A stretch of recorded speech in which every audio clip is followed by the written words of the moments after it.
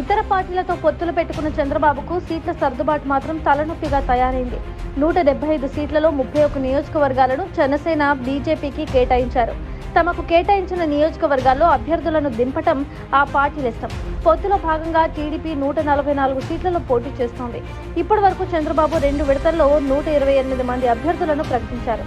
మిగిలిన 16 సీట్లలో అభ్యర్థులను ఎంపిక చేయడం కత్తి మీద సాములాగే తయారైందట. ఎందుకంటే పొత్తు పార్టీలతో కొన్ని సీట్లలో సర్దుబాటు చేసుకోవాల్సి రావడంతో పాటు పార్టీ తరఫున పోటీ చేయించాల్సిన స్థానాల్లో గట్టి అభ్యర్థులు దొరకడం లేదని సమాచారం. 16 నియోజకవర్గాల్లో గట్టి అభ్యర్థుల కోసం సర్వేలు చేయిస్తున్నా పెద్దగా ఉపయోగం కనబడలేదని తెలిసింది. విచిత్రం ఏంటంటే గట్టి అభ్యర్థుల కొరత చంద్రబాబుకు మాత్రమే కాదు, కూటమిలోని జనసేన, బీజేపీలు కూడా ఇదే సమస్యతో ఇబ్బందులు పడుతున్నాయి. అంటే మొత్తం 41 నియోజకవర్గాల్లో గట్టి అభ్యర్థులు లేక కూటమి అవస్థలు పడుతోంది. శ్రీకాకుళం జిల్లాలోని పలాస, ఎచ్చర్ల, శ్రీకాకుళం, పాతపట్నం నియోజకవర్గాల్లో టీడీపీ పోటీ చేయాల్సినవి ఏవి, మిత్రులకు ఇవ్వాల్సినవి ఏవన్న విషయాన్ని చంద్రబాబు ఇంకా తేల్చుకోలేదట.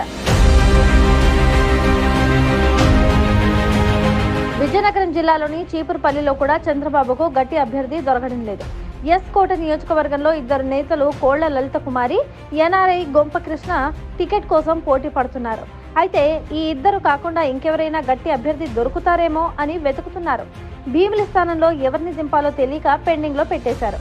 కృష్ణా జిల్లాలోని మైలవరం, పెనమలూరు నియోజకవర్గాల్లో అభ్యర్థులను తేల్చలేక అవస్థలు పడుతున్నారు. మైలవరం టికెట్ కోసం దేవినేని ఉమ, వసంత కృష్ణ ప్రసాద్ గట్టిగా పట్టుబడుతున్నారు. ఈ సీటు విషయం తేలకపోవడంతో పెనమలూరుపై ఎలాంటి నిర్ణయం తీసుకోలేకపోతున్నారు.